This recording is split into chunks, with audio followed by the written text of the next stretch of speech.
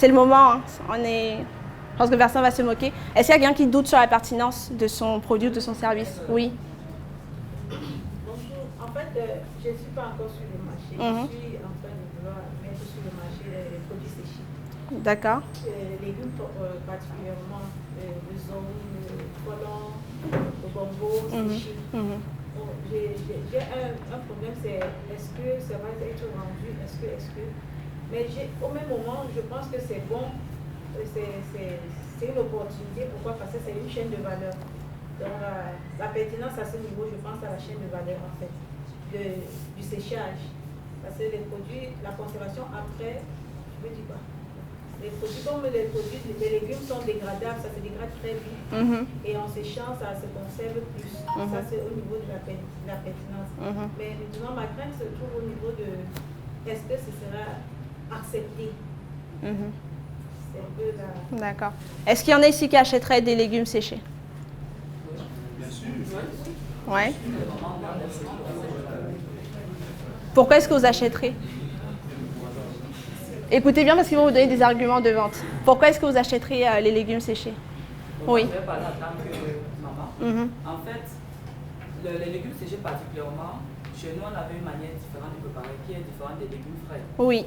Mais l'avantage, c'est qu'on peut l'utiliser à tout moment. Si vous avez votre stock de légumes séchés, à tout moment, vous pouvez l'utiliser. Parce que nous le faisions avec le pistache ou les arachides.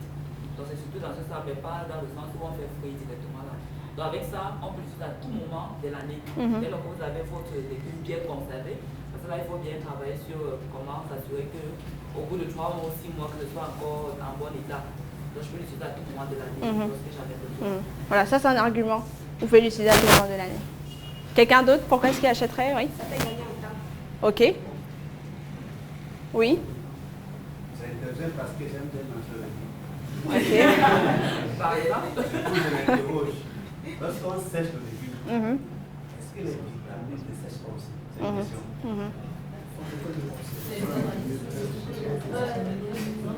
Honnêtement, pour moi, je vais être honnête. J'ai eu l'habitude de sécher pour envoyer à mes frères en Europe. Et je suis venue à la Startup Academy par curiosité une fois.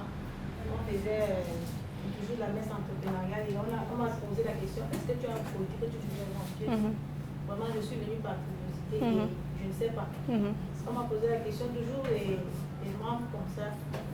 Et tu penses que tu peux faire quoi de concret? Je dis, bon, je ne sais pas trop, je suis fait dans l'entrepreneuriat parce que je suis en incubation au centre de milieu pour faire dans l'agriculture. Et avant, il fallait trop de chaînes de valeur.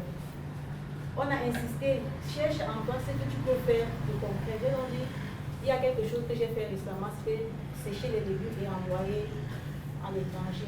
Ok, c'est une opportunité, tu peux t'en servir et commencer à faire dans la chaîne de valeur de tes produits. Honnêtement, je ne sais pas si les vitamines, je n'ai pas exploré cette. On dit, c'est encore la cuisine. C'est encore le manuel. Mais j'ai essayé, moi je n'avais pas encore consommé. J'ai essayé quand même, j'ai fait une quantité que j'ai consommée par moi-même. Par moi-même et c'était pas désagréable. Ça reprend la forme, j'ai même pris quelques photos. La couleur même reste, mais maintenant au niveau des vitamines, vraiment je ne peux pas trop prononcer là-dessus. D'accord. Techniquement, les vitamines vont rester.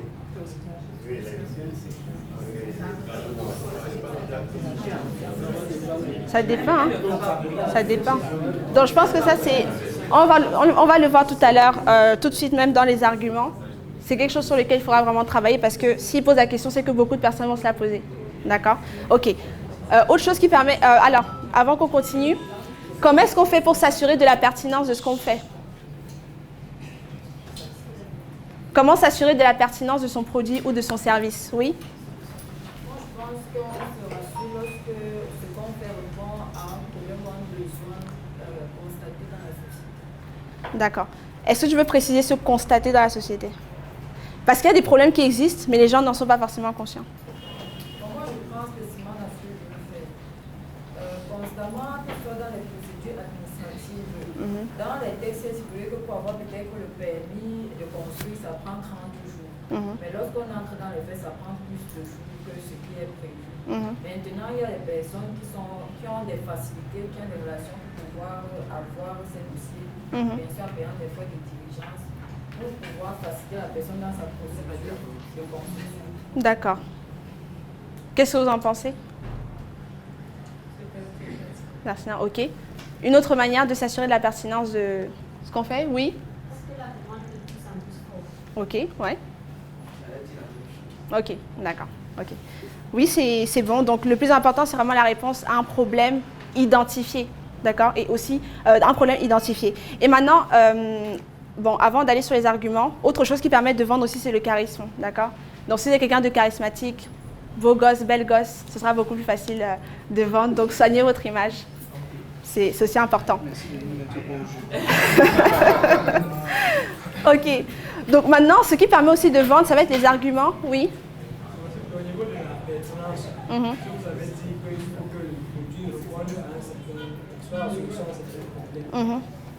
Et si déjà le produit n'est pas forcément la solution à un certain problème, par exemple, si je veux produire un nouveau vin de table, je ne pense pas qu'au Cameroun, les Camerounais ont même de façon à le vin et tout ça.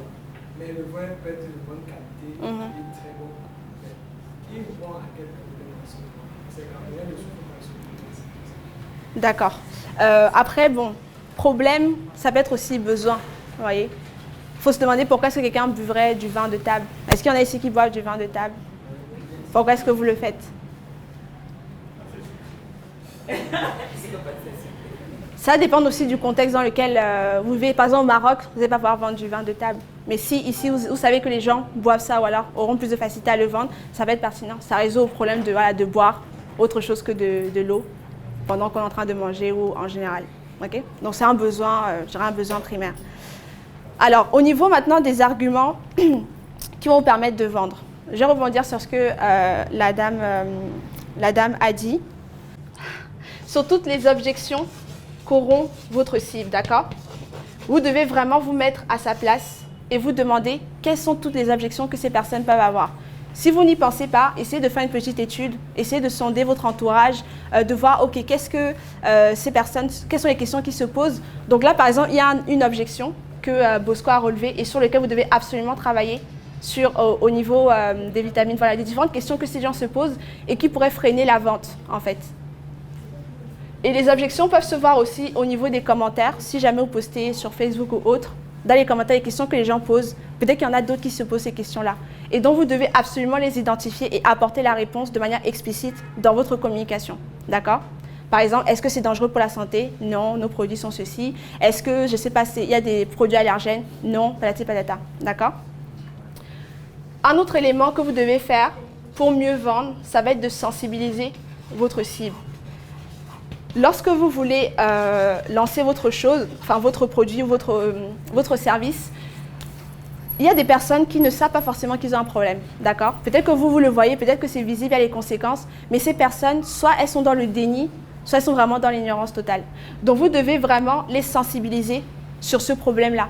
Et c'est en les sensibilisant, en leur faisant comprendre qu'est-ce qu'est ce problème, que vous pourrez leur montrer à quel point votre solution est pertinente, d'accord? Par exemple, le monsieur avec la casquette qui fait, je crois, c'est l'électroforêt, je ne sais pas trop quoi. Voilà, peut-être qu'il y a des personnes qui savent déjà ce que c'est, pourquoi est-ce qu'ils en ont besoin et qui recherchent la solution. Mais il y a des personnes qui ne savent même pas qu'ils en ont besoin. Donc, il faut sensibiliser ces personnes-là pour qu'elles puissent savoir que, OK, j'ai ce problème, effectivement, je me reconnais là-dedans. Donc, décrire les différents symptômes, décrire les différentes choses, décrire les différentes causes qui existent et là, présenter votre produit comme étant la solution à ces différents problèmes. D'accord? Est-ce qu'il y a quelqu'un qui aimerait partager les différentes objections ou qui aimerait qu'on l'aide à trouver les objections que les gens peuvent avoir par rapport à son secteur d'activité? Oui? Plus fort. En fait, je ne suis pas encore la femme à la fin. Je fais une assistante permis ou ménage. C'est une femme de ménage. Mais quelqu'un qui fait le travail à la maison. Mais la question qui me commence à me poser, si maintenant tu trouves peut-être une femme de ménage qui travaille chez quelqu'un, en cas de vol, comment est-ce que tu vas réagir? Tu ne sais pas qui est venu avec la personne, tu ne sais pas qui a proposé, la personne qui va travailler. Je ne sais pas comment résoudre ce problème-là. Alors, au niveau du risque des vols, Alors, je pense qu'il faut, lorsque vous allez définir votre offre, soit vous pouvez vous déresponsabiliser de ça, dire que vous n'êtes pas responsable du comportement de la personne. Et donc, si la personne a recours à vos services, elle va le savoir. Mais pour vraiment vous différencier, vous devez réfléchir à quelque chose qui permettra de rassurer le client. Donc, comment est-ce que vous pouvez faire pour, voilà, éviter que la personne ne vole? Je ne sais pas. Vous pouvez faire un background check, bon, vérifier un peu ses antécédents, etc. Et puis recommander aussi à votre client de ne pas mettre en évidence des objets de valeur ou des choses comme ça. Ou sinon, peut-être que vous pouvez, je sais pas, qu'est-ce que vous pouvez... Si tu as des connaissances, ça dépend aussi de la qualité de la personne, quelle qualité il a et comment il forme les ménagères. Oui.